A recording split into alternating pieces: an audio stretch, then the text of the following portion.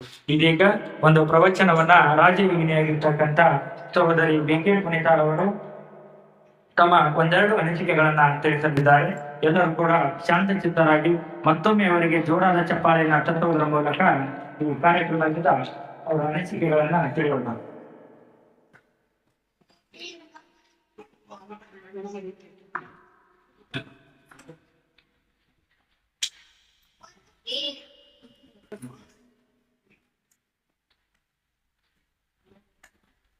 ಓಂ ಶಾಂತಿ.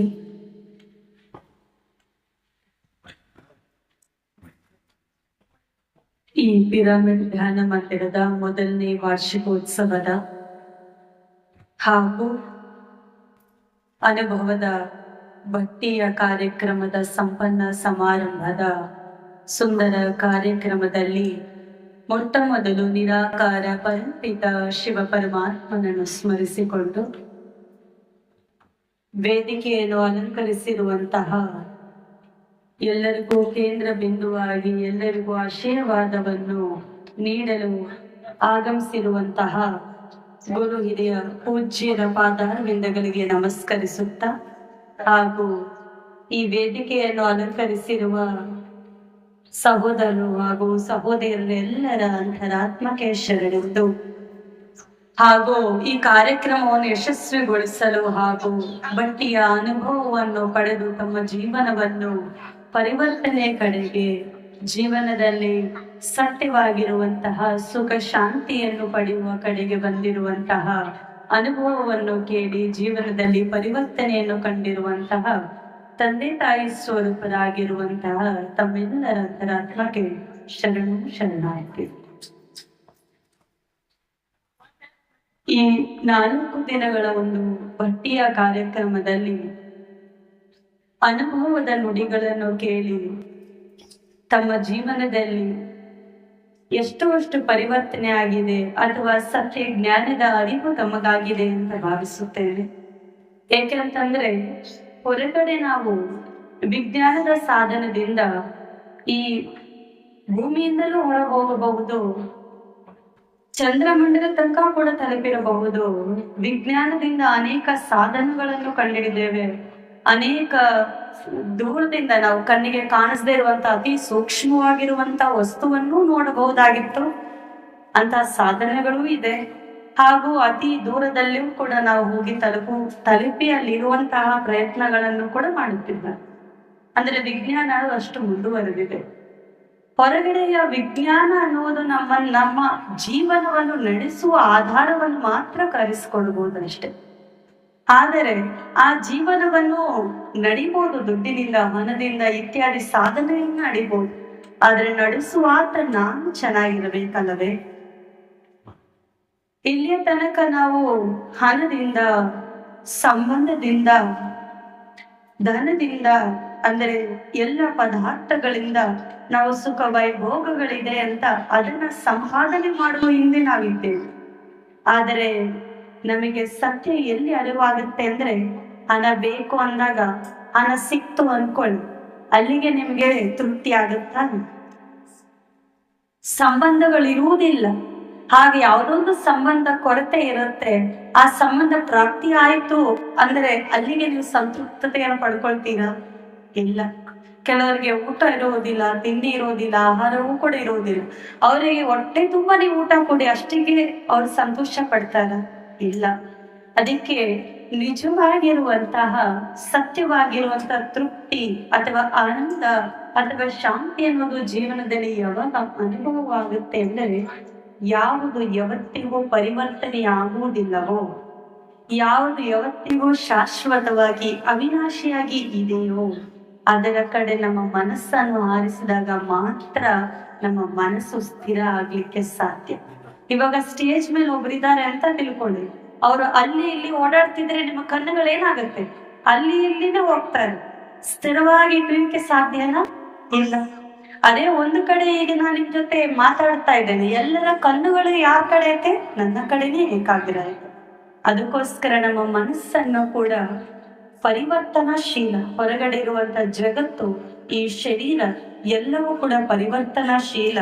ಈ ಪರಿವರ್ತನಾಶೀಲವಾಗಿರುವಂಥದ್ದು ಯಾವತ್ತೂ ಶಾಶ್ವತ ಅಲ್ಲ, ಇದು ಯಾವತ್ತಿದ್ದರೂ ವಿನಾಶೀನ. ನಮಗೆಲ್ಲರಿಗೂ ಗೊತ್ತು ಈ ದೇಹ ಶಾಶ್ವತ ಅಲ್ಲ, ಇದು ವಿನಾಶಿ, ಎಂದಾದ್ರೂ ಬಿಟ್ಟು ಹೋಗುವುದು ಅಂತ. ಆದ್ರೆ ಬಿಟ್ಟು ಹೋಗುವುದು ಅಂತ ಮಾತ್ರ ಗೊತ್ತು, ಆದ್ರೆ ಯಾವುದು ಬಿಡುವುದು ಅಂತ ಗೊತ್ತಿಲ್ಲ ನಮಗೆ.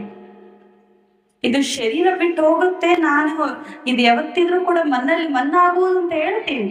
ಇಲ್ಲಿ ಮನ್ನ ಆಗದೆ ಇರುವಂತದ್ದು ಯಾವುದು? ಈ ಮನ್ನನ್ನು ನಡೆಸುವಾತ ಯಾರು ಅಂತ ನಾವು ತಿಳಿದುಕೊಳ್ಳಬೇಕು. ಆ ಮನ್ನನ್ನು ಅಂದ್ರೆ ಈ 5 ತತ್ವಗಳ ಒಂದು ಪ್ರಕೃತಿಯಿಂದ ತಯಾರು ಮಾಡಲ್ಪಟ್ಟಿರುವಂತಹ ಪಂಚ ತತ್ವಗಳಿಂದ ಮಾಡಲ್ಪಟ್ಟಿರುವಂತಹ ಈ ಜಡ ದೇಹದಲ್ಲಿ ಒಂದು ಚೈತನ್ಯ ಶಕ್ತಿ ಅನ್ನೋದು ಇದೆ. ಆ ಚೈತನ್ಯ ಶಕ್ತಿಯನ್ನೇ ನಾವು ಪ್ರಾಣ ಅಂತ ಹೇಳ್ತೇವೆ. ಆಧ್ಯಾತ್ಮಿಕ ಭಾಷೆಯಲ್ಲಿ ಆತ್ಮ ಅಂತ ಕೂಡ ನಾವು ಹೇಳ್ತೇವೆ. ಇಲ್ಲೇ ತನಕ ಅಕ್ಕವರು ಬಹಳ ಸುಂದರವಾಗಿ ನಮಗೆ ಯೋಗವನ್ನು ಕೂಡ ಮಾಡಿಸಿದರು, ಉಸಿರಾಟದ ಕಡೆ ಗಮನವನ್ನು ಹಾರಿಸಿದರು.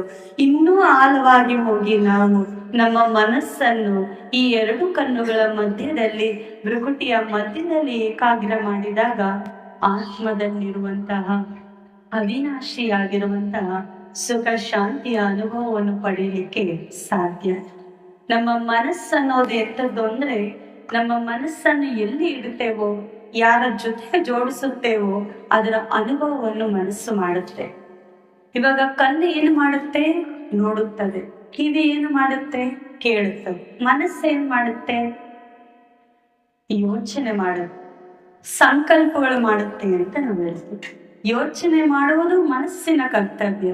ಆ ಆಲೋಚನೆಗಳನ್ನೋದು ಅನೇಕ ಪ್ರಕಾರವಾಗಿ ಸಮರ್ಥ ಸಂಕಲ್ಪಗಳು, ವ್ಯರ್ಥ ಸಂಕಲ್ಪಗಳು, ಸಕಾರಾತ್ಮಕ ಸಂಕಲ್ಪಗಳು, ನಕಾರಾತ್ಮಕ ಸಂಕಲ್ಪಗಳಂತ ಅನೇಕ ವಿಧವಾಗಿರುವಂತಹ ಸಂಕಲ್ಪಗಳು ನಮ್ಮ ಮನಸ್ಸಲ್ಲಿ ನಡೆಯುತ್ತದೆ. ನಾನು ವ್ಯರ್ಥ ನಕಾರಾತ್ಮಕತೆ ಬಗ್ಗೆ ತಿಳಿಸುವಂತ ಅವಶ್ಯಕತೆ ಇದೆ. ವರ್ಣನೆ ಮಾಡ್ಬೇಕಾ ಆ ಸಂಕಲ್ಪಗಳು ಹೆಂಗಿರುತ್ತೆ ಅಂತ? ನಾವು ಮಾಡುವುದು ನಮಗೆ ಗೊತ್ತಿದೆ. ಇವಾಗ ಮಕ್ಕಳಿಗೆ ತುಂಟಾಟ ಹೆಂಗ್ ಮಾಡ್ಬೇಕಂತ ಹೇಳ್ಕೊಡ್ಬೇಕಾ? ಅವ್ರಿಗೆ ಗೊತ್ತೇ ಇದೆ. ಆತರ ನಮ್ಮೆಲ್ಲರೂ ಕೂಡ ವ್ಯರ್ಥ ಸಂಕಲ್ಪ, ನಕಾರಾತ್ಮಕ ಸಂಕಲ್ಪ, ಸಾಧಾರಣ ಸಂಕಲ್ಪದ ಬಗ್ಗೆ ತಿಳಿದೇ ಇದೆ. ಸಾರವಾಗಿ ಹೇಳಬೇಕಂದ್ರೆ ಕಾಮ, ಕ್ರೋಧ, ಲೋಭ, ಮೋಹ, ಅಹಂಕಾರ, ಈ ರೀತಿ ವಿಕಾರಗಳಿಂದ ಕೂಡಿರುವಂತ ಸಂಕಲ್ಪಗಳು ನಕಾರಾತ್ಮಕ ಸಂಕಲ್ಪಗಳು ಅಂತ ನಾವು ಹೇಳ್ತೀವಿ. ನಮಗೆ ಇದ್ರ ಬಗ್ಗೆ ಗೊತ್ತಿದೆ. ಆದ್ರೆ ಸಕಾರಾತ್ಮಕ ಸಂಕಲ್ಪಗಳಂದ್ರೆ ಏನು ಅಂತಂದ್ರೆ, ಇದರ ವಿರುದ್ಧ ಸುಖ, ಶಾಂತಿ, ಆನಂದ, ಪ್ರೇಮ, ಆನಂದ, ಶಕ್ತಿ, ಜ್ಞಾನದಿಂದ ಕೂಡಿರುವಂತ ಸಂಕಲ್ಪಗಳ ಸಕಾರಾತ್ಮಕ ವಿಚಾರಗಳು ಅಂತ ನಾವು ಹೇಳ್ತೀವಿ. ಈ ಸಕಾರಾತ್ಮಕ ವಿಚಾರಗಳು ಹೇಗೆ ಮಾಡುವುದು, ಎಲ್ಲಿ ನಮಗೆ ಪ್ರಾಪ್ತಿಯಾಗುವುದು, ಎಲ್ಲಿ ಹೋದರೆ ಪ್ರಾಪ್ತಿಯಾಗುವುದು, ಯಾವ ಗ್ರಂಥ ಓದಿದರೆ ಪ್ರಾಪ್ತಿಯಾಗುವುದು ಅಂದ್ರೆ, ಪರಮಾತ್ಮ ಹೇಳ್ತಾರೆ, ನೀನು ಈ ದೇಹ ಅಲ್ಲ, ಇದರೊಳಗಡೆ ಇರುವಂತ ಚೈತನ್ಯ ಶಕ್ತಿ ಅಂತ ಯಾವಾಗ ನಿನ್ನ ಮನಸ್ಸನ್ನು ಆತ್ಮದ ಮೇಲೆ ಇಡುತ್ತೀಯೋ, ಅಂದ್ರೆ ನಿನ್ನ ಮನಸ್ಸನ್ನು ಇಡುತ್ತೀಯೋ, ಆಗ ನಿನ್ನ ಸಂಕಲ್ಪಗಳು ಸ್ವತಃವಾಗಿ ಸಕಾರಾತ್ಮಕದ ಕಡೆಗೆ ಹೋಗುತ್ತದೆ. ನಿಮ್ಮ ಇಷ್ಟವಾಗಿರುವಂತ ವ್ಯಕ್ತಿಯನ್ನು ನೆನೆಸ್ಕೊಳ್ಳಿ, ಖುಷಿ ಆಗತ್ತ? ದುಃಖ ಆಗುತ್ತೆ? ಖುಷಿ ಆಗುತ್ತೆ. ಅದೇ ನಿಮ್ಮನ್ನು ಬೈದವ್ರು ನೆನೆಸ್ಕೊಳ್ಳಿ, ಕೋಪ ಬರುತ್ತೆ. ಇವಾಗ ಕೋಪ ಅಥವಾ ಖುಷಿ ಅನ್ನೋದು ನೀವು ಬೇಕು ಅಂತ ಆಹ್ವಾನ ಮಾಡೋ ಅವಶ್ಯಕತೆ ಇಲ್ಲ. ನಿಮ್ಮ ಮನಸ್ಸನ್ನು ಯಾರ ಮೇಲೆ ಹಾರಿಸ್ತೀರೋ ಅವ್ರ ಮೇಲೆ ಹೋಗೇ ಹೋಗುತ್ತೆ. ನಿಮ್ಗೆ ಇಷ್ಟವಾಗಿರುವಂತ ಸ್ವೀಟ್ ನೆನೆಸ್ಕೊಳ್ಳಿ. ಯಾವ್ದಮ್ಮ ನಿಮ್ಗೆ ಇಷ್ಟ ಸ್ವೀಟ್? ಅಕ್ಕವ್ರೆ, ಅಮ್ಮ ಯಾವ್ದು ನಿಮ್ಗೆ ಇಷ್ಟ? ನಮ್ಗೆ ಇಷ್ಟವಾಗಿರುವಂತ ಸಿಹಿ ತಿಂಡಿಗಳು ನೆನೆಸ್ಕೊಂಡು ಖುಷಿ ಆಗುತ್ತೆ. ಅಂದ್ರೆ ಏನು? ನಮ್ಮ ಮನಸ್ಸನ್ನು ಎಲ್ಲಿ ಜೋಡಿಸುತ್ತೇವೋ, ಅದು ವ್ಯಕ್ತಿ ಆಗಿರ್ಬೋದು, ವಸ್ತು ಆಗಿರ್ಬೋದು, ಅದರೊಂದಿಗೆ ನಮ್ಮ ಪ್ರಭಾವ ಅನ್ನೋದು ಬೀರುತ್ತದೆ. ಮನಸ್ಸೇ ಅದನ್ನ ಆಕರ್ಷಣೆ ಮಾಡುತ್ತೆ.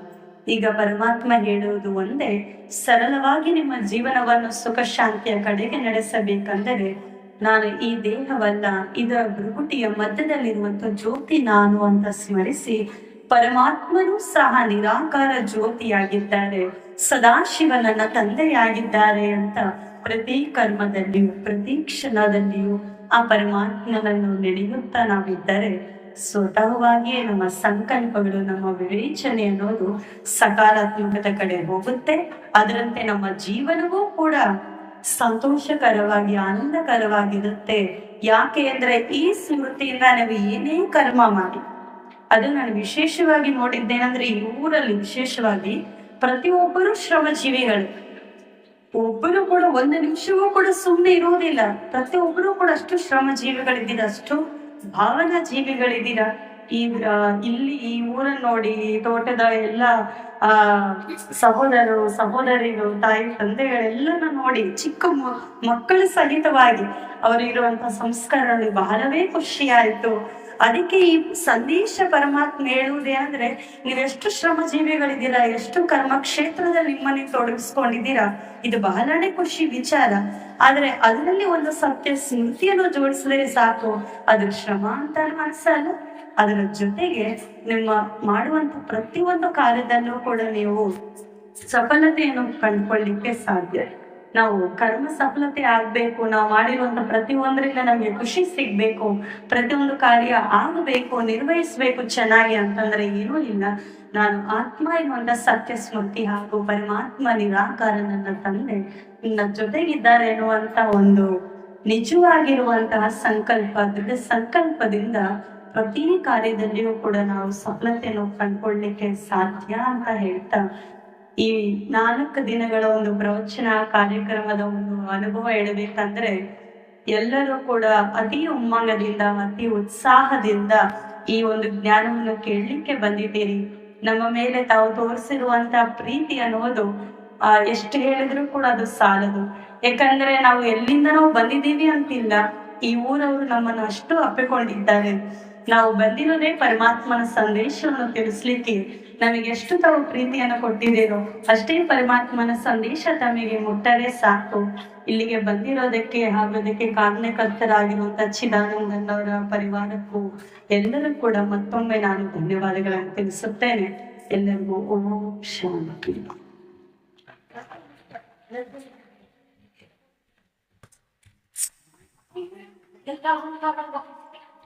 ಪಂಚ ಭೂತಗಳಿಂದಿರುವ ಪ್ರಪಂಚ, ಪಂಚೇಂದ್ರಿಯಗಳಿರ್ತಕ್ಕಂಥ ಶರೀರ, ಈ ಭವಸಾಗರದಲ್ಲಿ ನಾವು ಪಂಚೇಂದ್ರಿಯಗಳನ್ನ ಹತೋಟಿಯಲ್ಲಿಟ್ಟುಕೊಂಡರೆ ಆತ್ಮದ ಗೆಲುವು ಖಂಡಿತ. ಆತ್ಮ ಒಂದೇ ಬದುಕು, ಆತ್ಮದ ಗೆಲುವೇ ಬದುಕಿನ ನಿಜವಾದ ಗೆಲುವು ಎಂಬ ಮಾತುಗಳನ್ನ ಹೇಳಿರ್ತಕ್ಕಂಥ ರಾಜಯೋಗಿನಿ ಸಹೋದರಿ BK ಪುನೀತಾ ಅವರಿಗೆ ತುಂಬ ಹೃದಯದ ಧನ್ಯವಾದಗಳು. ಎಲ್ಲರೂ ಒಮ್ಮೆ ಅವರಿಗೆ ಜೋರಾದ ಚಪ್ಪಾಳೆಯನ್ನ ತಟ್ಟೋದ್ರ ಮೂಲಕ ಧನ್ಯವಾದಗಳನ್ನ